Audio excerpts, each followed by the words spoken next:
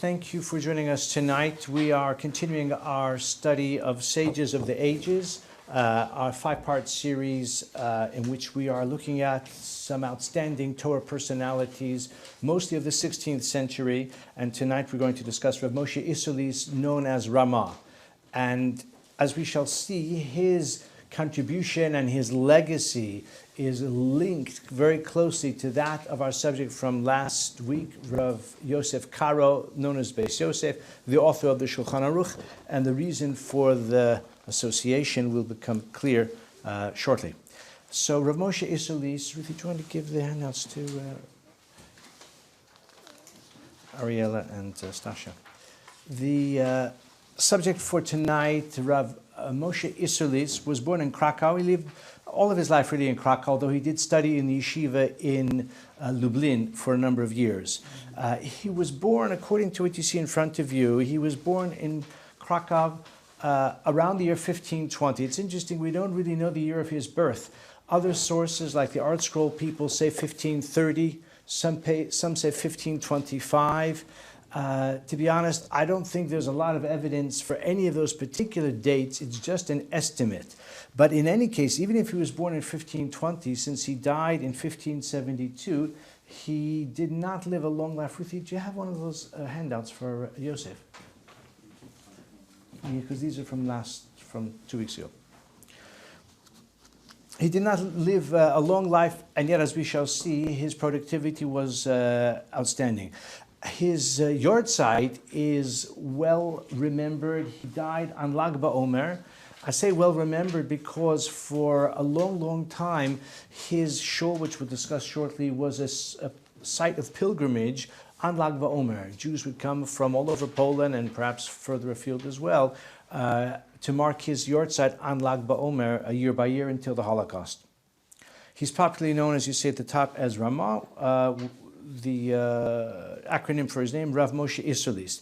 Now, his name was Moshe, obviously. Isserles was not really the family name. His father was called Yisrael Isser. Isser is a diminutive for Yisrael.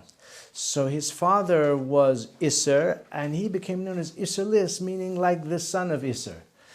We mentioned in Abarbanel that Abarbanel probably is also a kind of diminutive of Avraham, like Avremelech. So that's how the name Abarbanel probably had its origins. And certainly that's the case here with Rav Moshe Isserles. There was another great rabbi who lived a few hundred years before him, known as Trumas Hadeshen, and his name was Rabbi Yisrael Isserlin, but they're not related at all. Rav Moshe Isserles was the son of a very distinguished, not a distinguished scholar. I mean, his father was a scholar, but he was distinguished for his wealth. He was a communal leader, and he was probably the leading philanthropist of Krakow, and his father, that is to say, the grandfather Ramah before him. So Ariella comes from very wealthy antecedents as well. How much wealth they passed down to you, I'm not sure. Only the spiritual wealth, maybe only. Okay. So just one other name not to confuse with. The Ramah, Reish Mem Aleph Rav Moshe Isserles should not be confused with Ramah. Ramah was someone else, not nearly as famous, but those who study the Torah, which we discussed a bit last week, we mentioned it, and we discussed it in greater detail in the summer, because we spoke about the author of the Torah. So in the Torah, he quotes often someone whom he calls Ramah, Reish Mem Hey. And his name was Rabbi Meir Halevi Abulafia. And he was a Sephardi scholar, and he lived in Toledo. He died in Toledo in 1244. So Ramah and Ramah, again, were different people. They lived hundreds of years apart in different places, although both important Torah personalities. No doubt Ramah has the greater influence for reasons that we are going to explore. So you see here, looking at this very brief biographical sketch that you have before you, he was the son of a prominent and wealthy family. His father and grandfather were leaders of the Jewish community. The famous Ramah Shul in Krakow was built by his father, and it survived the Holocaust. I'm just interested, has anyone here been to the Ramah Shul? Have you been? No? Never been? I saw the model in the museum of the diaspora. Yeah, it's in Diaspora Museum, Beit HaTfutza. Yeah, so I have been there. It's in the old Jewish quarter called Kazimierz. It's the jewel of old Krakow, the Ramah Shul, and it did survive the Holocaust. Remarkably, it's not large and grand. It's actually not that much bigger than Kesher, to tell you the truth. I mean, the total footprint. The seating space is a bit bigger, but the total shul is not that much bigger than Kesher, somewhat, but not dramatically so. And you say, Krakow was a great Jewish community, thousands of Jews. How could they have such a modest space? The answer is it was a private shul. It was built in 1555 by the father of the Ramah. And he built it possibly as a home for his son Moshe Isserles, and they turned it into a shul, but it was a kind of private shul. It was not intended as the great synagogue for the Krakow community. He built it, though, for a sad reason. In 1552, the Ramah had his annus horribilis. His mother died that year. His wife died that year, and his grandmother died all the same year. His wife was only 20 years old. And this is why, I think this is why there's speculation that he may have been born as late as 1530, because if his wife was 20 years old in 1552, then he would presumably have been of a similar age, roughly similar age. It would be surprising if he only married at the age of 25 or 30.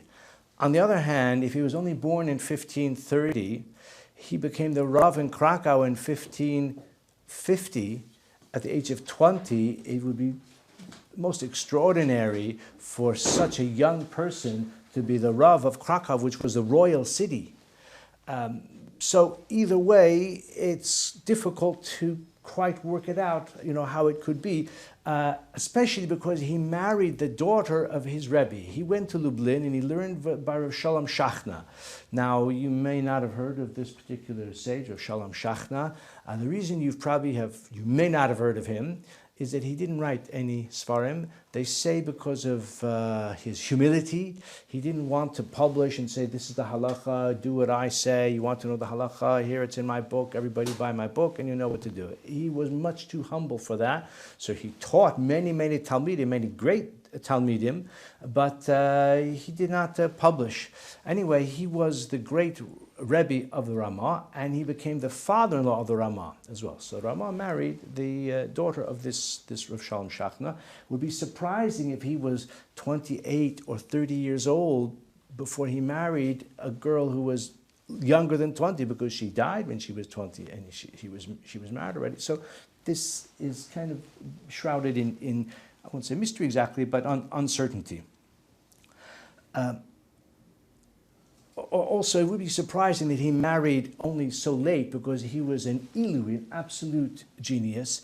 As we shall see, a person of great humility, fine character as well, greatly admired, widely respected, and from the wealthiest family in Krakow, and the brilliant student of the Rosh Yeshiva. It's surprising he would wait until he's 28 or 30 to get married. I mean, it's not mere in the pre-war years. That was common, the El Tabacher phenomena. I don't think it... So therefore, it's hard to know. But if that is the case, then he became the Rav at an extraordinarily young age, which, okay, maybe so. As it says here, even as a young boy, he was known as an Ilui, a prodigy, and before long his fame spread throughout Europe. As the rabbi of Krakow, he was very active in disseminating Torah knowledge, and he founded a prestigious yeshiva. Now, this was a great yeshiva to go to, because the boys in the yeshiva were supported by the Rosh Yeshiva. Now, you want your boy to go to yeshiva, you pay a lot of money, and the Rosh Yeshiva comes to collect as well. But in those days, in the yeshiva the Ramah, the boys would learn in yeshiva, and he would pay for them to learn in the yeshiva. He would pay for their lodging and their food and everything. So it was a great yeshiva to go to. Unfortunately, yeshiva's not around anymore. Otherwise, I would have sent my boys there in heartbeats. So Ramah is one of the first Torah personalities to establish the spiritual predominance of Polish Jewry. It has been said that the Ramah is the Maimonides of Polish Jewry, and on his Matseva it says, Mi Moshe ad Moshe lo kam ke Moshe. Now that Pitgam was first said about, of course, the Rambam. About the Rambam, they said, Mi Moshe ad Moshe, meaning from Moshe Rabbeinu, until Moshe Maimonides, lo kam kamoshe, there was no one else as the Rambam whoever came into the Jewish world. So they said the same thing about the Ramah from Moshe ben Maimon until Moshe ben Yisrael, Moshe Isserles, lo kam kamoshe, there was no one as great. He was known as the Polish Maimonides also because of his sympathy for philosophy. Now, I would not say for a moment that the Ramah's legacy is for his philosophical virtuosity. He did write a sefer called Torah Ha'olah, which is of a philosophical bent, but he was not known as a great philosopher per se. As I said repeatedly, certainly that's not his primary legacy.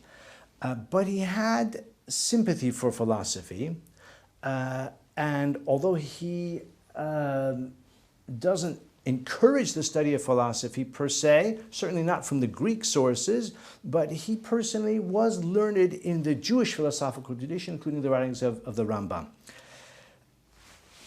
A most fascinating exchange. So the writings of Ramah, we'll look more closely at the famous writings, very important writings of the Ramah. But I'll mention that one collection of his writings is called Tshuvas Responsa of the Ramah, like many great rabbis have written and published responsa. We have here on our shelf, for example, one of the most important responsas to the shelf, but below the top right in the middle, it's about 7-8 volumes. That's Igros Moshe of Rav Moshe Feinstein. But many, many great rabbis, as well as some lesser rabbis, have published collections of responsa, and there is a collection of the responsa of the Ramah as well, in which he corresponds with a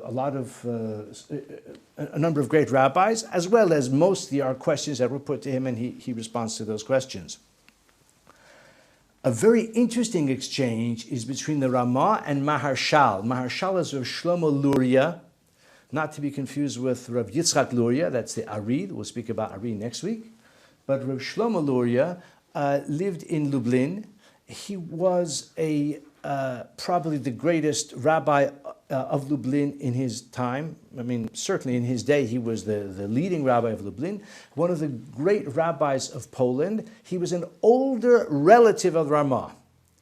And Ramah wrote something, and his relative, the Maharshal, criticizes him for his poor use of Hebrew. And this exchange covers 2 lengthy responsa in his collection. I have it here. I don't have the full collection. I didn't buy it, but a friend of mine had it, and I photocopied it. I put it in my archives. And what is fascinating about it is that they take up in their exchange the question of Hebrew grammar, Hebrew facility or proficiency with Lashon HaKodesh, also philosophy, because Maharshal rebukes Ramah for his dabbling in philosophy. And Ramah responds by saying that he's only studied the writings of the Rambam and other Jewish philosophers. He hasn't looked in the Greek philosophical tradition. And they both agree, though, that at least it's better than studying Kabbalah, because Kabbalah is definitely not a subject that's worthy of study. Most people who dabble in it don't know really their right from their left, and the results are frequently catastrophic, and therefore they were in agreement about that Kabbalah should be limited. But what's fascinating is the utmost humility with which Ramah writes to Maharshal, even though he stands his ground, but he addresses him with great respect, great honorifics, and it's fascinating to see, because although the Ramah was younger, but he was already at this time, I told you, at the age of possibly 20, he was already the Rav of Krakow. So it's fascinating. You see his nobility of spirit and his character, and it's a very lively, learned exchange, and you can see the editor has done a very thorough job. I'm just opening this up here. You can see that on the right-hand page, there are 2 lines at the top of the text, and all the rest is footnotes of the editor. And the facing page, again, maybe 10 lines of text, and the whole rest of the page is footnotes, because it's such a fascinating tshuva, so the editor has done a very thorough job. The editor was a man called Rabbi Dr. Asher Ziv. In fact, he wrote his doctoral dissertation on the Ramah. He taught at Yeshiva University for many years. Asher Ziv, he was called. Anyway, so this is an example of the tshuvas of the Ramah. I'll just pass that around if anyone's interested in that.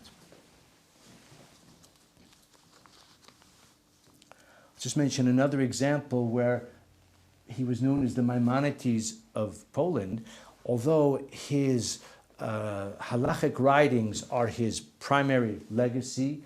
We'll soon see that really all of Ashkenazic halachic tradition rests on the shoulders of the Ramah.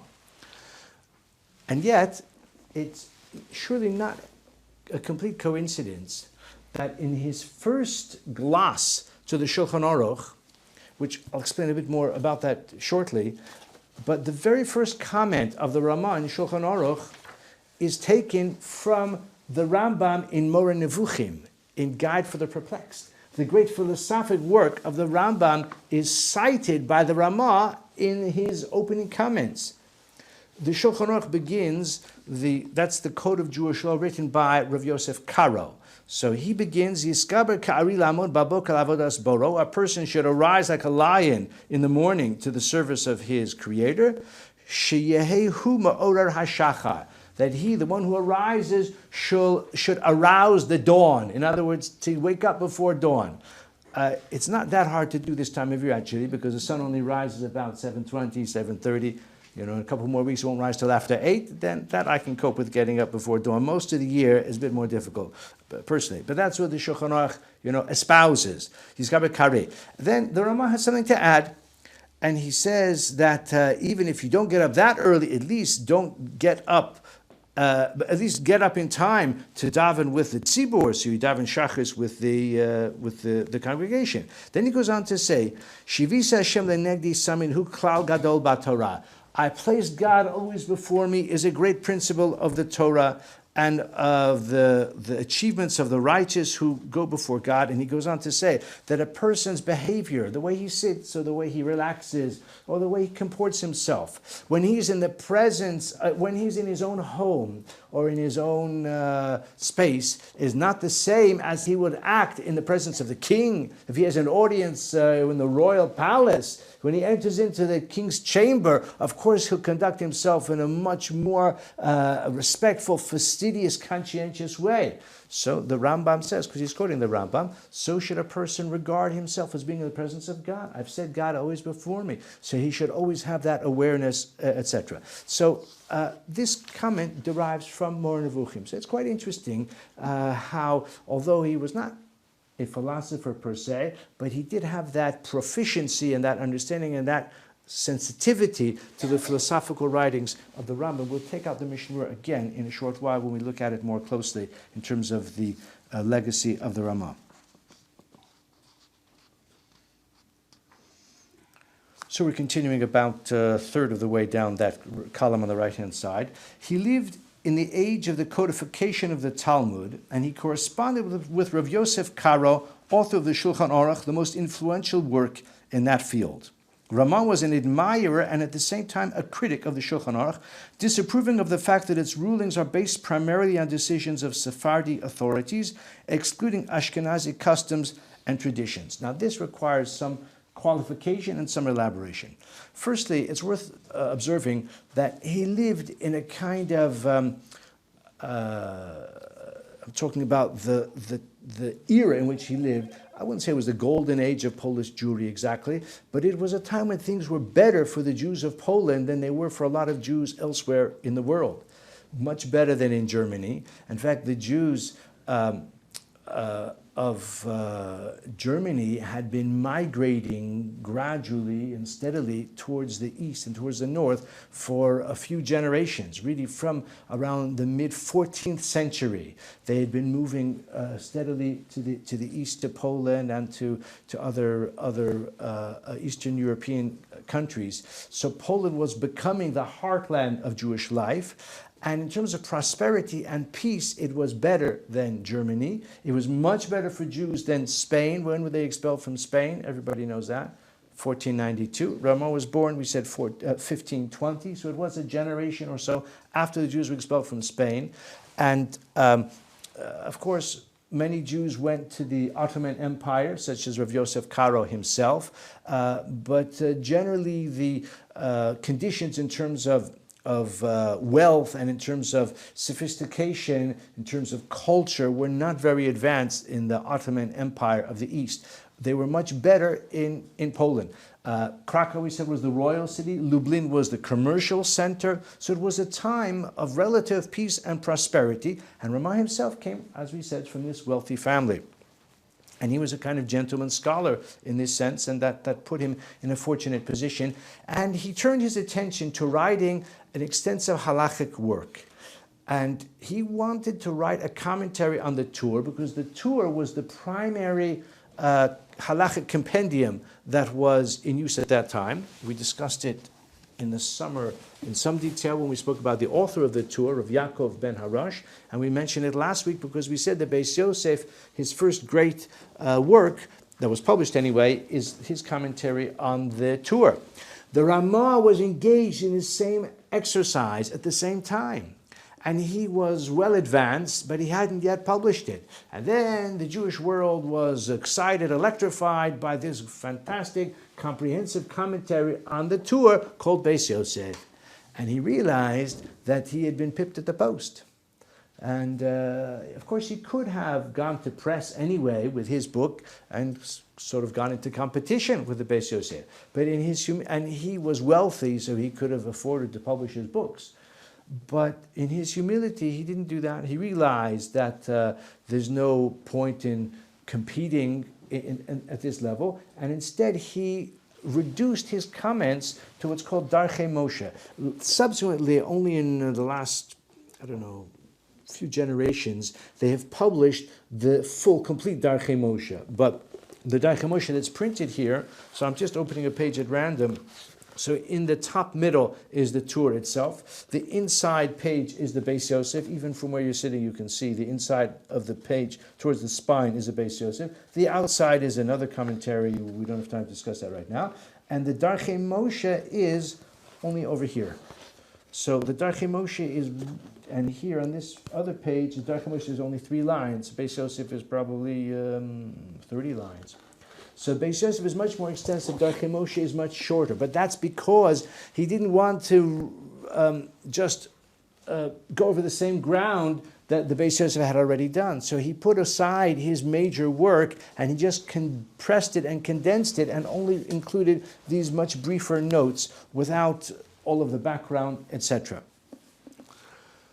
We mentioned last week that the Rav Yosef Karo, because of his eminence and because of his saintliness, also because of his longevity, his work was very prominent. He himself was very prominent, and the Beis Yosef was widely studied. But it is voluminous. This is 1 volume out of about 10, and this, just to tell you, is about 500 pages. So we're talking about 5,000 pages, and most of the pages, in terms of the commentary of the Beis Yosef, are the small print and very dense. So who can study and remember, retain the content of 5,000 pages of scholarly halachic analysis? Oh, well, raise your hand. Okay, not me. So the Beis Yosef compressed his work, and we discussed last week, he published a work that we're all very familiar with, certainly the name is familiar to us all, and that is Shulchan Aruch.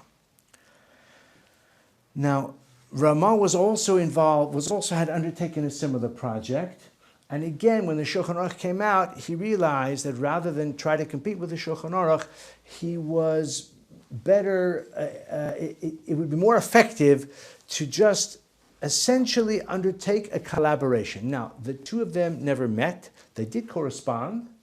Ramah corresponded with Rav Yosef Karo. He was a great admirer of Rav Yosef Karo, as the whole Jewish world was. They never agreed per se, let's collaborate, but that is what happened. Because Ramah, wrote glosses that were intended to be like absorbed into the Shulchan Aruch. It wasn't just footnotes on the Shulchan Aruch, but I guess the publishers are the ones who decided that these notes or these glosses are so worthwhile, and actually from the publishing standpoint, it was a brilliant development because the weakness in the Shulchan Aruch, well, there are a few weaknesses. One weakness we said is it's too short, it's too brief, there's no explanation. But from the Ramah's point of view, it was too heavily biased in favor of the Sephardic commentators. Do you remember from last week, a little pop quiz? Who are the authorities that the Beis Yosef says he's going to set up as his primary, pillars of halachic decision making? Who are the three authorities that he sets out to follow? Do you remember? The Rosh was one, that's right. The Rif and the Rambam, that's right. So the Rif, Rav Yitzchak Alfasi, lived in Morocco and Spain. He's a Sephardi. The Rambam, of course, is a Sephardi. And the Rosh, although he lived in Ashkenaz, the last 20 years of his life were in Spain, and he was also half of a Sephardi. So if he follows 2 out of 3, then he's naturally going to follow the Sephardic tradition, which is unsurprising. But for a book with such wonderful potential, because of its brevity, because of its comprehensiveness, because it's well organized as well, it immediately became very popular. But all Ashkenazic Jewry had to recognize its limitations.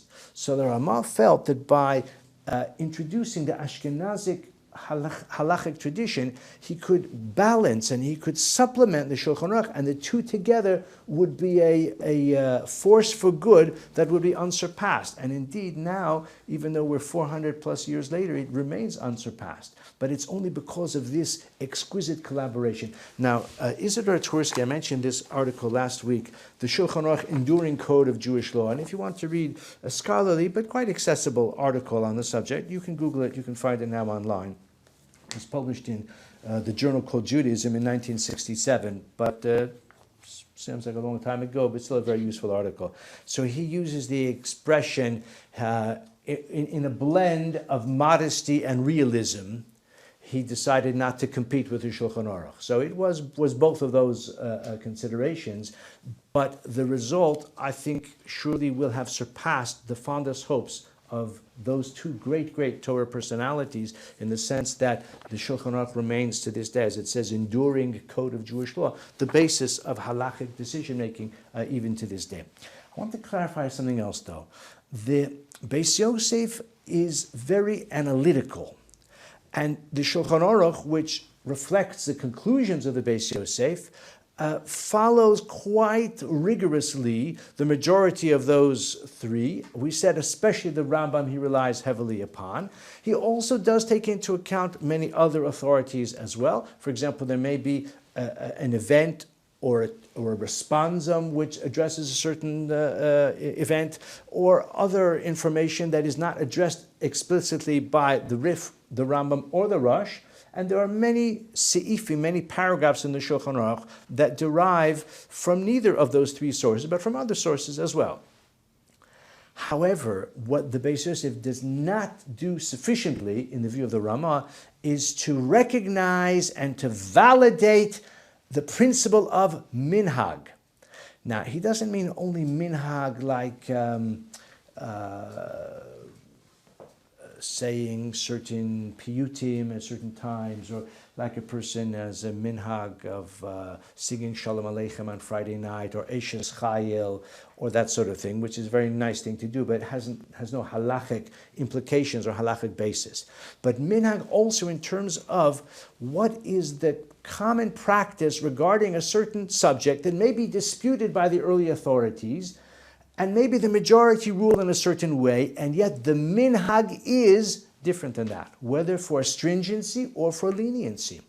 The Ramah had much more respect for halachic tradition than the Beis Yosef had. The Beis Yosef said, I'm a scholar, let the chips fall where they may. I'm going to analyze the sources. And the Shulchan Aruch very rarely makes reference to minhag. He will sometimes record different opinions. Sometimes he'll hint to the opinion he prefers. Sometimes he just leaves it open. But the Ramah says very often, v'chei nohagin, v'hachi nahog, v'nahagu lahakel, mikol makom nahagu lahachmir. He will use the word minhag, and the custom is like this or like that very often. And as I say, it's not only in terms of like Purim, which we're going to give an example of that in a moment, but also in terms of halachic tradition. So the Ramah cites more recent authorities as well, including those even his own contemporaries, which the Shulchan Aruch does not do very often at all. The Shulchan Aruch looks primarily to the classic authorities, the Rambam, the Rif, the Rosh, the Rashba, earlier authorities. But the Ramah gives much more credence, gives much more respect to the more recent minhagim. I'll just mention a few of the authorities that are commonly cited in the Ramah, although he doesn't necessarily mention them by name, but his gloss is derived from those sources. I could just mention them for those who are familiar: Mahariel, Mahariv, Rav Yisrael Isserles, the Shumas Hadeshen, I mentioned, Rav Moshe Mitz, Rav Yisrael Bruna, Sefer Agur, Aguda, Rokeach, Maharik, or Zarua, and many other Ashkenazic authorities who don't often get a mention in the Shulchan Aruch or even in the Beis Yosef. The Ramah has much more respect for those authorities, and he draws upon them, and by so doing adds balance. I just want to comment also the name of his commentary, the name of his glosses on the Shulchan Aruch is Mapa. Mapa means a tablecloth. Again, you see his grace and his humility. Rav Yosef Karo called his book the set table. So a table is a surface on which you can eat, and if it's set, so you've got cutlery, you've got silver, you've got crystal, you've got food. You don't necessarily have to have a tablecloth, but the tablecloth adds grace and elegance to the table. It sort of completes the table. It's the component which makes the table that much more appealing.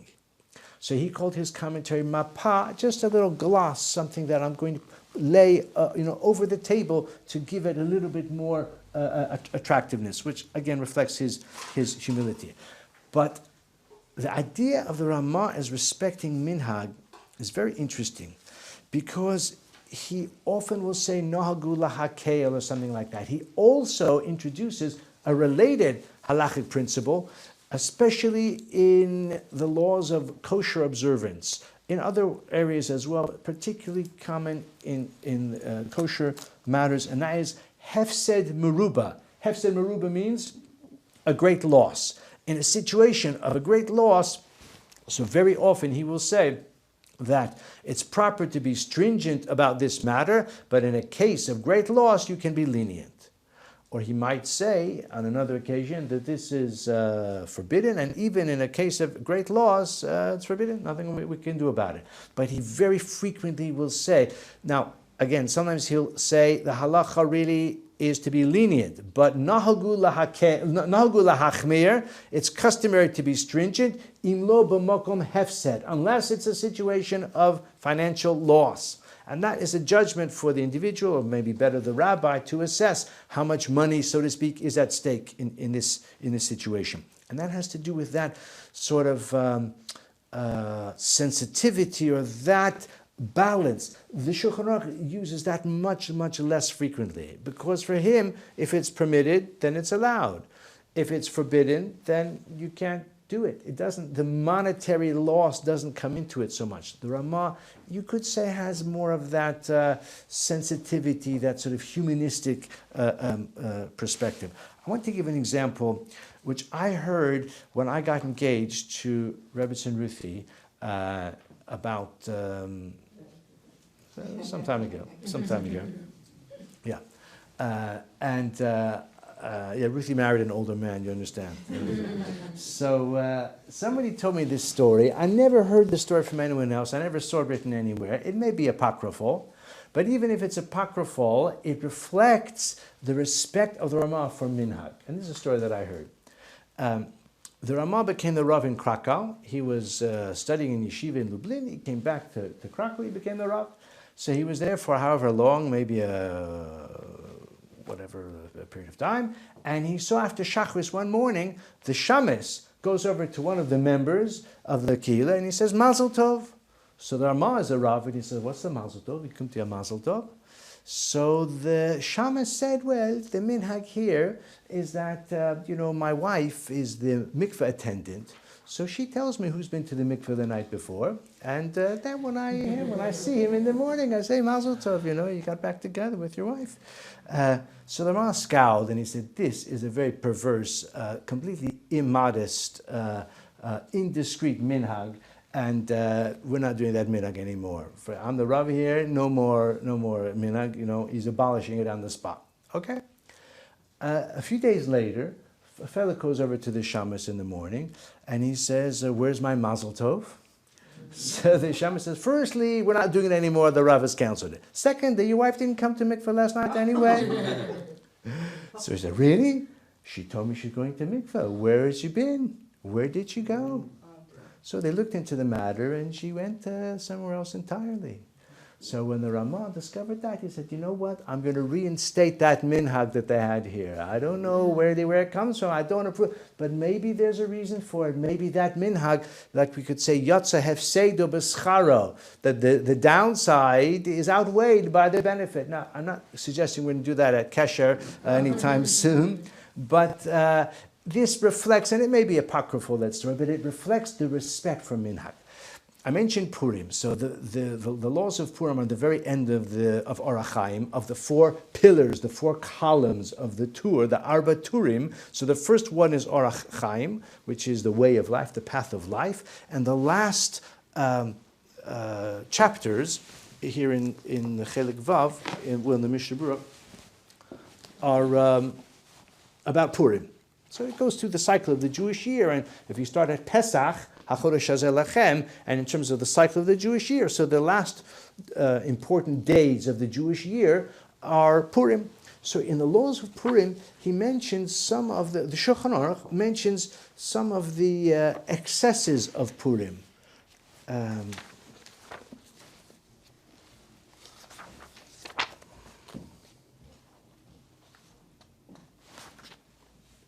Mina Kol Yisrael Sha'Koreh Kore uposhet ha'igeres, ki igeres taharos hanes, v'kshigmor chozer v'korcha kula umevarech. So the Shulchan Aruch itself, Rav Yosef Karo, mentions the minhag of all of Israel is that the one who reads the Megillah, folds it into 3 sections, like an igeret, like a letter. Just like a letter that's folded into a standard size envelope, will be folded into thirds. So that's how the Megillah is folded, even though the Megillah is a scroll, but when he reads it, it's folded that way. And when he finishes, he rolls it up before making the brachos. That's what the Shulchan Aruch says. So now this is an opportunity for the Ramah to talk about other Purim minhagim. And he says, to say the 4 verses of redemption, Ish Yehudi, Umordechai Yatsa, etc. Then he says that Hachazan, Od kasu shenago hatinokos latsur tzuras Haman al eitzim va'avanim, that the children were accustomed to drawing a picture, an image of Haman on a piece of wood or on a rock, or lichtov shem Haman alem, or to write the name Haman, hey memnun, ulhakosan zalzat, to bang them and to carry on when the name of Haman is mentioned. It's like an opportunity to fulfill the idea of blotting out the name of Haman, which we use it with a graga or that sort of thing. That's the minhag that's mentioned here in the Ramah. To blot out his name. Al derech macho timches zecher Amalek. V'shemer sham yirkav, to destroy the names of the wicked. Umizeh nishtarvev haminhag shemakim Haman kishekorin hamagil b'Isaac Haneses. And from there the minhag has developed to carry on and to make noise and to, bang your feet or something like that when they mention Haman in the Beit Knesset, which is terrible breach of decorum and etiquette. And by the way, just parenthetically, this was a minhag that the Reform movement was very embarrassed about. They were more concerned about abolishing the noise during the Megillah than they were concerned about, let's say, mechitza or other things which today are the hallmark of a non-Orthodox synagogue, mixed seating. They didn't worry about mixed seating. They kept the women in the gallery, but they were very upset about making noise during the Megillah reading because it embarrassed them, because all the Protestant churches were a absolute a model of decorum and hushed tones, so it embarrassed them very much. But we can see the validity of that criticism. Says the Ramah, this is the source of the minhag. Shemakim haman kishekorim hamegillah v'esakaneses. Then he adds, ve'ein levatel shum minhag o lil'og alav. One should not cancel, one should not nullify, one should not cancel any minhag or to mock it, because it was not established for trivial reason. They were not established just for a frivolous reason. There's a reason for all of these minhagim, and this was the attitude. He's quoting another authority, quoting the Maharik. It's interesting. It says Beis Yosef b'shem Orchos Chaim, but he quotes the Maharik as well, who says about dressing up and whether one can dress up, a man dress up as a woman. I mean, now that happens all the time, not just on Purim. But the question is whether on Purim one is allowed to dress up in that way, and he brings those who allow it and some who don't like it, and other minhagim of Purim that would prima facie appear to be quite doubtful, in their validity. But the Ramah comes to the defense of these minhagim, and this was his attitude in general in terms of his halachic approach. Okay, let's read a bit further now. We're just about in the middle of this, as I say, short sketch. He composed glosses on those paragraphs of the Shulchan Aruch in which he differs from the author, stating the halacha as if it had been decided by the Ashkenazi authorities, which is binding on Ashkenazi Jews. Now, the author is slightly overstating the case because, or maybe misstating it, the Ramah does not only pipe up when he wants to record the Ashkenazic tradition, which is different than the Sephardic tradition. Many of the comments of Ramah are not disputing the Shulchan Aruch at all. They're clarifying it or adding to it. The comments of the Ramah are reflected in Sephardic halachic tradition to a very great extent. So it's not as if the Shulchan Aruch writing is for the Sephardim and the Rashi script, because that's how it's normally written. In fact, I'll just pass this around just so you can see. I've put this marker in the passage that is on this page, which hopefully we'll still get to. The English notes at the bottom of this page are taken from this particular page of the Shulchan Aruch, page Chaf Aleph. So you can take a look for yourself. You can see the Shulchan Aruch is in the middle of the page. The Shulchan Aruch is here, and with the Ramah. So the Ramah is in the Rashi script, and the block type is the what we call the Mechaber or the Shulchan Aruch itself. Although normally the term Shulchan Aruch colloquially refers to, as we keep saying, the comments of the Ramah which have been incorporated into the Shulchan Aruch. But it's also a valid distinction to be made as well, and frequently we say this is the Mechaber and this is the Ramah. I'll just pass that around. You can really open it to any page and you'll see almost any page there you have comments of the Ramah, but it's not as if the Ramah only contributes something when he wants to disagree because of Ashkenazic tradition. Very frequently he's adding something which the Shulchan Aruch would also agree with. Generally it is apparent from the context whether this is actually a dissenting view or perhaps just a supplementary view. And naturally the commentaries on the Shulchan Aruch, which are very extensive, you can see it yourself just at a glance, will, let's say, support or critique the opinion of the Shulchan Aruch and the opinion of the Ramah. And it is not rare that the Ashkenazic authorities will say, in this regard, we follow the Shulchan Aruch and not the Ramah. We do find that not rarely as well, and vice versa. There are cases where the Sephardic authorities also follow the Ramah and not the Shulchan Aruch. Now, in terms of whether the Ramah is more machmir or more mekil, it's an interesting question which I've been asked from time to time. The answer is that it depends. In certain areas of halacha, we tend to find the Ramah is more machmir. In other areas, the Ramah tends to be more makil. So overall, I don't think we can really say that one or the other tends to be more strict or more lenient. The Ramah is more responsive, more sensitive to the common practice. Sometimes the Shulchan Aruch contains statements or halachic provisions which are very, very difficult to actually uphold. They come from Talmudic times, or when I say difficult, or sometimes they don't make that much sense for various reasons. The Ramah tends to, as I say, reflect more like down-to-earth actual, real-life circumstances. Let's go on a bit further. It should be noted that these halachic differences concern only peripheral matters of custom and tradition. That is not so. This is erroneous. It's not true that they only are peripheral matters of custom and tradition. There are many substantive halachic differences between those two authorities. Just like you could have any two halachic authorities who agree on a lot of things, but they will have conflicting views in some areas. So it's not true to say. But what he really wants to get at is, it's not that one of them follows the Talmudic tradition and the other one rejects it. That's really what the author of this little sketch wants to say. If you see in the next sentence, on the fundamental issue of the belief in the supremacy of Torah law and unfaltering commitment to halachic authorities, the two communities stand as one, firmly and inseparably united. Well, I would agree with that. Ramah named his glosses Mapah as a cover for the Shulchan Aruch, the set table. These glosses have been incorporated into the text and are distinguished when they are printed in Rashi's script. Now, I'll pass this around as well. This is the Mishnah Berurah. Now, Mishnah Berurah is a term that everyone in this room has heard many times. Mishnah Berurah is the name of the anthologized commentary edited by the Chafetz Chaim. He didn't necessarily write every word. He was the editor-in-chief.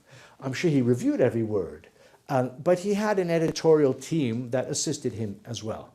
So he published it, he takes responsibility for it, but he had some assistance as well. I say anthologized because he's very wide-ranging, very thorough, very comprehensive, the Chafetz Chaim, in writing the Mishnah Berurah, taking into account all of the halachic authorities from the earliest to the most recent, going back also to the Talmudic source itself, naturally taking into account the Torah and the Beis Yosef and all of that. That's why it's an outstanding work, and although it was published more than 100 years ago, it remains the basis for halachic practice in the Ashkenazic world, at least until this day. It is a commentary only on Orach Chaim. Of the 4 sections of Shulchan Aruch, he only wrote this Mishnah Berurah on one of those sections, on Orach Chaim, which means the way of life, and that deals with prayer, blessings, tzitzis, tefillin, the cycle of the Jewish year. That's included in the, of course, Shabbos is an extended section unto itself. So this is the Mishnah Berurah, and of course the top of the page is the Shulchan Aruch and the Ramah. You also have 2 other particular commentaries, relatively brief, and the main commentary here on every page is the Mishnah Berurah. Now this particular edition is called Dirshu. It was published about 10-15 years ago. It's become very popular. What they've done is they have I'm getting a bit off the topic, but really it's a way of showing how the Shulchan Aruch remains the bedrock of halachic jurisprudence. The Mishnah Berurah is a very, very useful, very thorough, very comprehensive commentary on the one section of the Shulchan Aruch, and this book, with this Dirshu edition, provides further insights from more recent halachic authorities, including quite modern day ones as well. I'll just pass this around as well. So this is one of 6 volumes of Orach Chaim, and Orach Chaim, as we said, is one of 4 sections of the Shulchan Aruch. And then you can see at the top of the top section of the page, you can see the boldface type is the Shulchan Aruch, and the it's actually not in Rashi script there because they've made it easier for everyone to follow it, but it's written in a different font, and you can recognize it as the comments of the Ramah. just to finish what we have here, the consolidation of the two works symbolizes the underlying unity of the Sephardi and Ashkenazi communities, whose chief spokesmen were the authors. It is through this unification that the Shulchan Aruch became the universally accepted code of law for the entire Jewish people. Now, before we look at just a particular little excerpt from the Shulchan Aruch with the glosses of the Ramah, just tell you a little bit more about the Ramah himself in terms of his personality. I've mentioned his brilliance, I mentioned his humility, I mentioned his affluence as well. He had a number of distinguished Talmidim. One disciple was called Rav David Gans. You may not have heard of him, but I like him because he wrote a book called Tzemach David, which is a history book. He wrote a history book.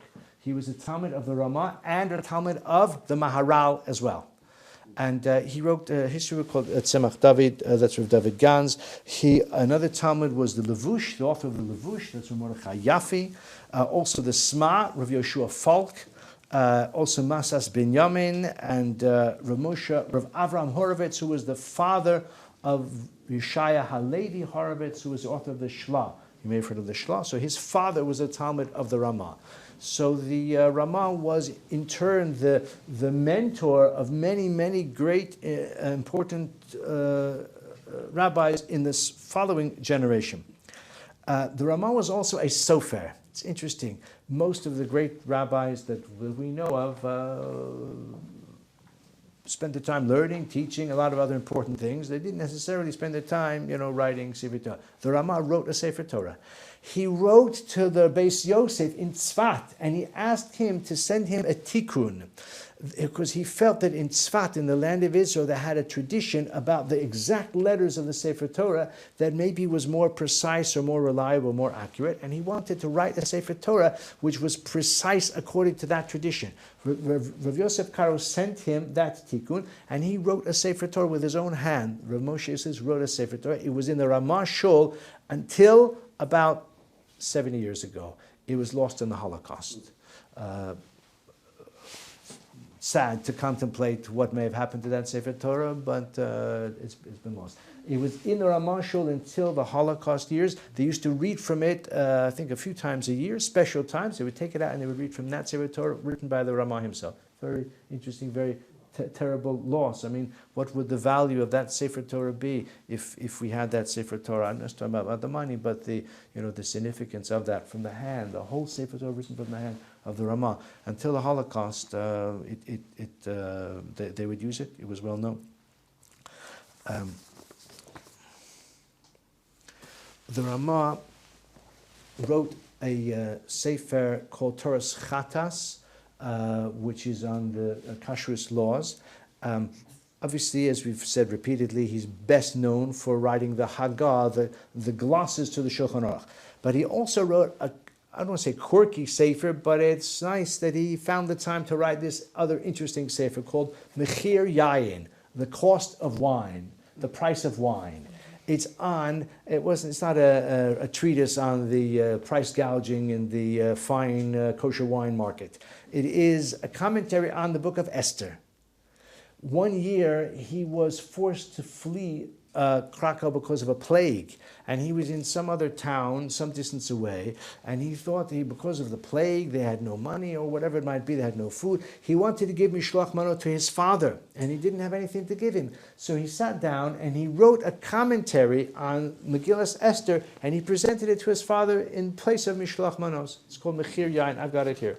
It's a nice commentary, and maybe one year I'd love to learn it. There was a time when I had more time, when I was in yeshiva, but I'm not despairing. I just passed that on. I'm not despairing of learning it one day. Emir Hashem. Okay, in the just 2-3 minutes we have left. By the way, on the last page in your collection, or really, it's not the last page. It's the page before. It's the reverse of the. It's the second page. It's the reverse of the Beis Yosef page. You have a facsimile. On the left is the Shulchan Aruch itself from Hilchos Shabbos, and on the right is a page from the Mishnah Berurah. It's really the same books that I've passed around, but you have it there as well. You can see it says Shulchan Aruch, annotation of the Ramah, etc. Okay, but let's just, for the pleasure and for the opportunity to learn a small snippet of the writings of the Ramah, which actually we've done it already in the course of our discussion. But let's take a look at the example that's cited here. The following selection typifies a halachic dispute between Taz and Shach on a point of halacha in Shulchan Aruch Yoredei. It's found in chapter 89, paragraph 4 and focuses on a gloss by Ramah. So here is the comment of Ramah in English. By the way, it's in the Shulchan Aruch that I passed around. That marker is there. It's on page Chaf Aleph. If you want to take a look at it, you can see it, the Ramah. But otherwise, we just read it here. If you wish to eat meat after eating cheese, you must remove from the table the rest of the bread you ate with the cheese. It is forbidden to eat cheese on a tablecloth on which you have eaten meat, because the crumbs could be intermingled, the particles, and you could inadvertently eat the two together because you have one after the other. It is surely it is forbidden to cut cheese with a knife used for cutting meat. So that's what we have for knives and other cutlery. We have separate meat and dairy knives, but especially knives, it's important. And even the bread that is eaten with the cheese must not be cut with a knife that has been used to cut meat. So if you cut meat with a knife and then use the same knife to cut bread, don't eat that bread with cheese, because if the knife has some particles of meat or maybe some of the grease on it, and you cut the bread and then you eat that bread with cheese, so you're going to maybe inadvertently have meat and cheese together. So these are precautions which the Ramah stipulates a person needs to take. So, I'm sorry, that is the Shulchan Aruch itself, excuse me. The Ramah's gloss is in the right-hand column. The Ramah adds, conversely, it is also forbidden to cut meat with a knife that has been used for cutting cheese. Meaning if you have a knife and you don't have separate meat and dairy knives, which this is why we do have, but in case you're in a situation where it happens inadvertently, a knife that's been used for cheese, don't use that knife for meat. However, says the Ramah, if you stick the knife into hard, compact earth, you are permitted to use it, since the pressure against the compact earth removes any residue that may have been left on the knife. Now, it's important to point out that there's no heat involved here, because if there was heat, then the knife would absorb the taste, and sticking it into ground, into earth, even hard earth, would not help. But we're told... used to do that if you by mistake used a knife. Used to do that. Yeah, so we heard that many used to do that. It's quite a common thing, and we see here that the usefulness or the effectiveness of that remedy is limited to a knife or a fork or another utensil that has been used for the wrong type of food, the opposite type of food, but without any heat, without any absorption, it's not been put into a pot which is boiling, or on the oven, or taken from the grill or something like that, or even a spoon. If you put the spoon into soup, a soup bowl, and you say, this is a chalavi spoon and we're having chicken soup tonight, then you've got a problem. The ground is not going to help for that. We can solve the problem, but the ground is not the solution. But in this case, where it's a question just of the residue, possibly of the cheese or of the meat, then you can solve it by sticking it into the ground. So here we have the Taz and the Shach, two other important commentaries who are elaborating upon or seeking to clarify the intent of the Ramah. So the Taz says the Ramah's gloss requiring sticking the knife into compact earth refers to the case where you wish to cut cheese with a knife that has been used to cut meat. So the same knife, you used it to cut meat, and now you want to use it to cut cheese. But cutting the bread with such a knife is permitted after merely wiping it thoroughly. You don't have to. You can use a knife for bread. If you use a knife for meat, and then you want to cut bread with it, you can do so even if you're going to use that bread for cheese.